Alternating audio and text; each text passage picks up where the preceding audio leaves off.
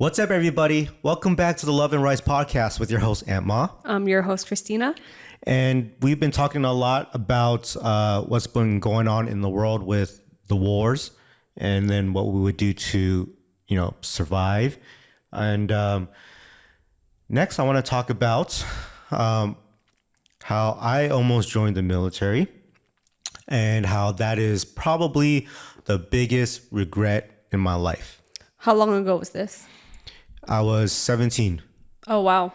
So I was a senior in high school, and my friend was joining the Air Force, my closest friend at the time that I talked to every day at school. And then he's like, let's join the Air Force. And I was thinking, do I want to join the Air Force? Do I want to join, the military? The Army, the Marines, the Navy.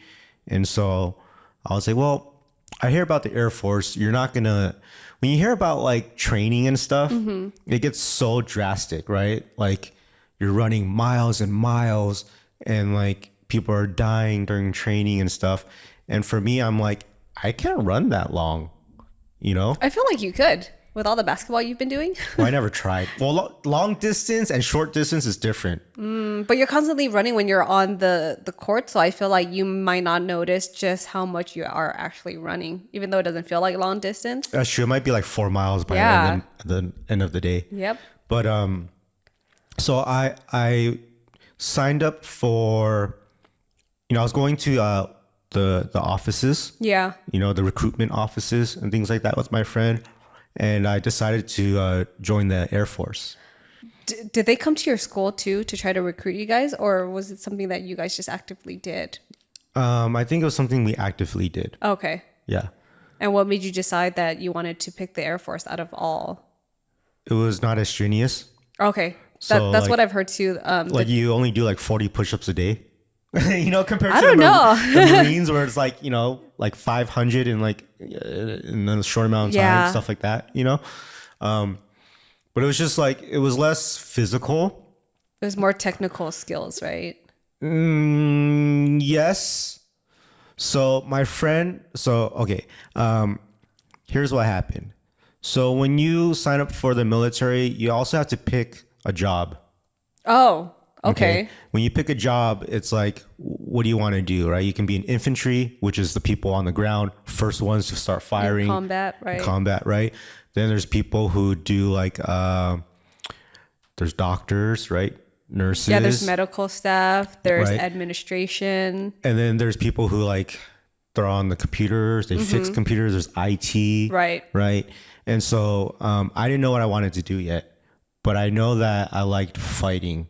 So it might have been more of in combat. Okay. Oh, wow. Okay. But I think for the Air Force, you don't really have that. It's more of you can fly a plane. Right. So my friend, what he did was he decided to pick the job that would give him the biggest bonuses.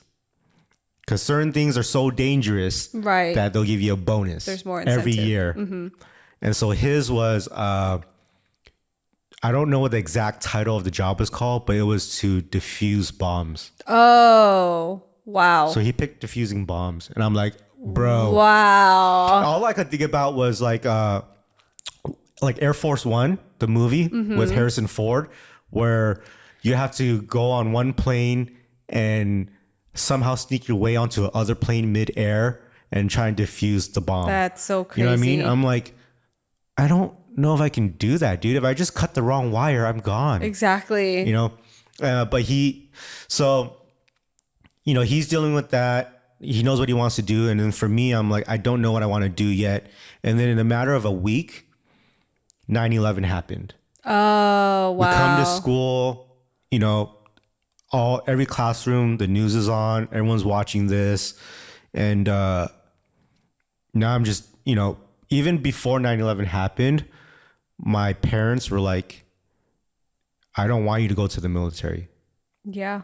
Makes sense. I don't think any parent wants their kids to go into the military ever. And then now 9/11 happens.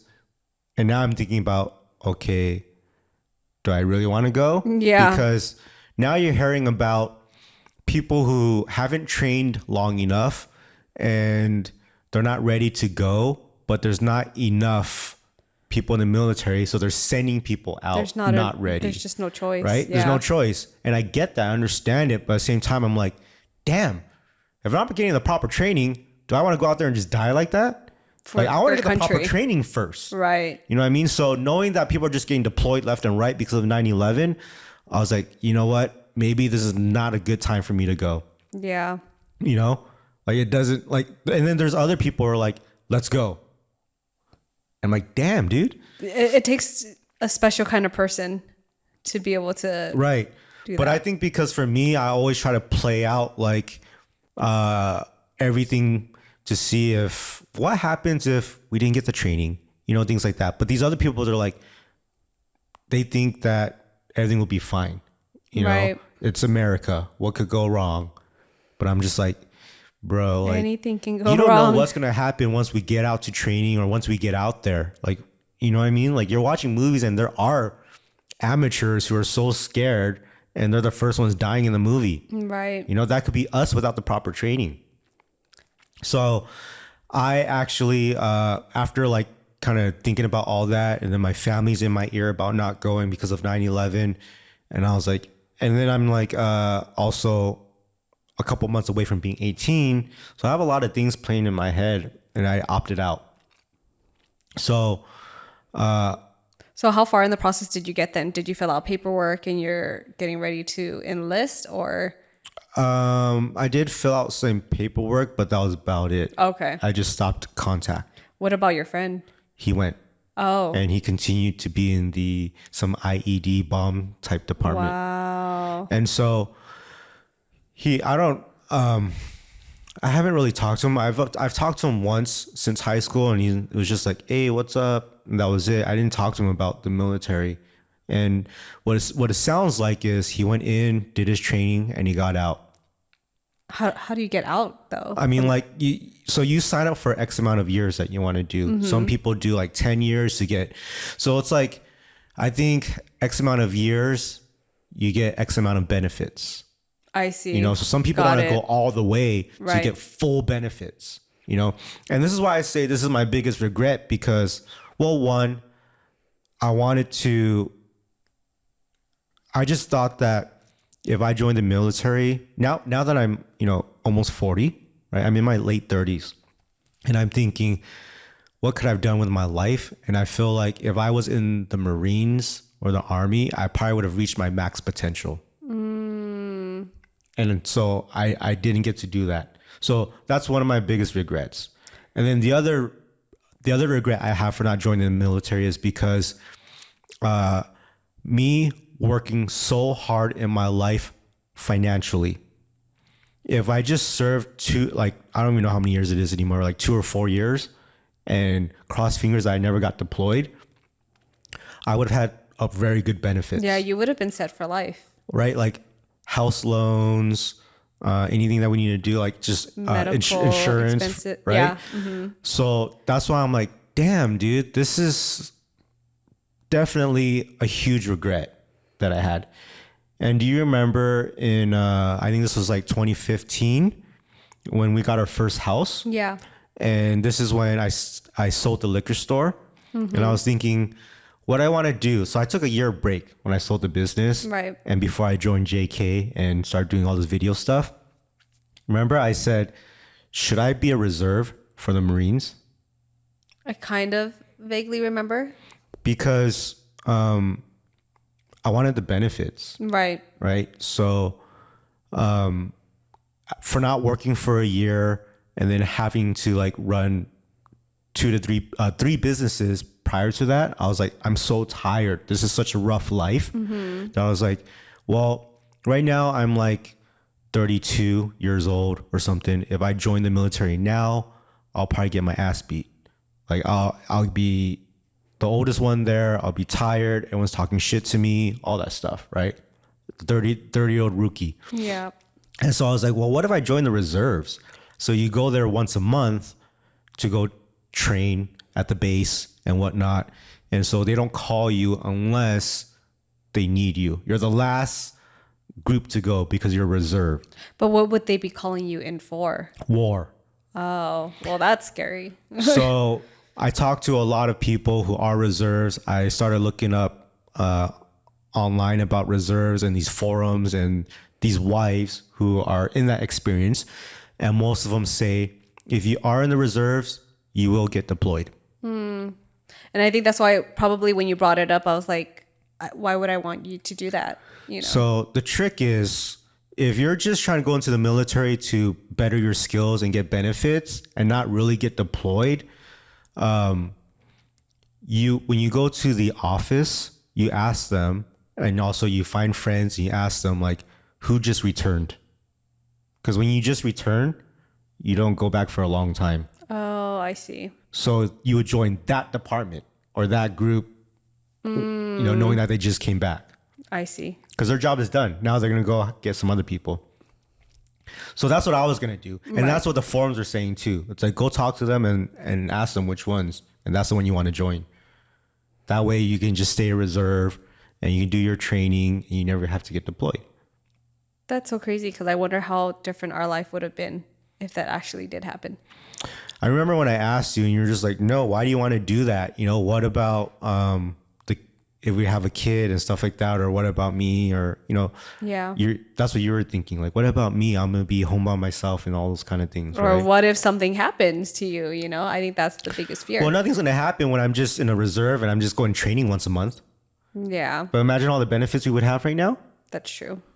Who cares about an 8% interest rate right now? We got a veteran loan. Yeah. You know what I'm saying? So it's like, there's so many factors where I'm just like, man, I wish I went into the military. I don't even know comment. Like, I don't even know what to say about that. You know what I mean? Like, even if I just had training, like how much more would I feel? And like, how much more information would we have on your now survival kits and things like that? Like, how prepared would we have been? You worry so much about everything that could happen. And I could have went somewhere where I would have got the #1 training for that. Yeah. Now I'm like, oh, how come I didn't consider it? Like, just growing up being a girl, like that wasn't something I ever thought about. Like having to go to war or go in combat or learn to train it to be in the military, Yeah, and a lot of women doing it. I'm surprised. Yeah. So it never crossed your mind. It crossed my mind and I would think about it. I'm like, how long would I last being out there? Like, can I actually do it? I don't know. So I know that your dad was in the military in Vietnam or China. I'm not sure. I don't remember exactly. Okay, so he told us some stories. And so is that why you didn't join? No, I mean, I don't think it's that. Like for him, I think he had to join, not by choice. Like they just had to. They're just enlisting people because they needed the people. So they're forced to? Yeah, they're kind of forced to. And I think I remember him telling me, and he kind of vaguely talks about it because I feel like it was something that he didn't want to do. Right. And he was there for a while. And I just remember my dad talking about it briefly because he didn't really want to go into too much detail. But he was forced to be in it, got the training and everything. Luckily, he never had to go into battle or anything like that. Your dad has military training? Yeah. Yeah. So why don't we go shoot together? Like, how come he doesn't have survival kits and stuff? Well, I guess because back then in Vietnam, maybe they didn't have those survival kits. Yeah, I mean, they didn't have the resources. And coming to the U.S., I felt like that's why they came to the U.S. because they didn't want to have that mentality and to have to think like, oh, I need a survival kit. I need all these weapons. I need to protect myself in case of like anything were to happen or we get attacked, Man, I remember a story. This was, I think, in the 60s, maybe the 70s, late 60s, early 70s, something like that, where my mom's side of the family, they're in San Francisco. And this might have been Vietnam War time. I really don't know. I don't know my history like that anymore. It's been so long since I've been to school. Yeah. But they were forced to get enlisted into the U.S. Army, and they're starting to deploy people. And so every male, 18, something like that, had to enlist. So my uncle was one of those, and he didn't want to go. He's also a dork. He's a geek. Yeah, I He's mean, got his I get it. glasses, he's a computer guy, like he's skinny. And so he doesn't have that mindset to be in the military like that. And they're forcing him to. Yeah, so I feel he like would a be, lot of people don't have that right? mindset. He would be one of the ones that would die early. Right. Because he doesn't have the mentality. So it's crazy that they force people to do it when they know that it's just a numbers game. Yeah, they just right? want the bodies. They want the people there. And so my uncle, knowing that he can't handle the military, the day he went to go get his physical, and he had to do a lot of other testings, he pretended to be stupid. Oh. He pretended to be mental. So Wow. they would ask him stuff, and I don't know, but he would just say like dur type of thing, and then because of that, they didn't pick him to go. Enlist him. Oh wow, because they didn't think he was mentally capable. Exactly. That's actually really smart, and it worked apparently. So it's totally different mindset when like the whole United States, every male has to go by being forced to where like nowadays we get the choice, and the people who choose to go are like the toughest guys in the world. And I just well, I mean, with everything that happens now, even though you're saying that you regret it, like just knowing the possibilities of us being in a war, in like World War III, right? Would you still want to enlist at this current moment if you had a choice? I really don't know. Like the point of me joining the military is for selfish reasons. It's for me to learn the skills so I can take care of my own family. Yeah. So I have connections to take care of my own family, right? So it's like if we had to flee to another country, I can call my sergeant best friend and be like, yo, where can we meet for the evacuation site? Yeah, and go on to this military plane with me and my kids and my wife.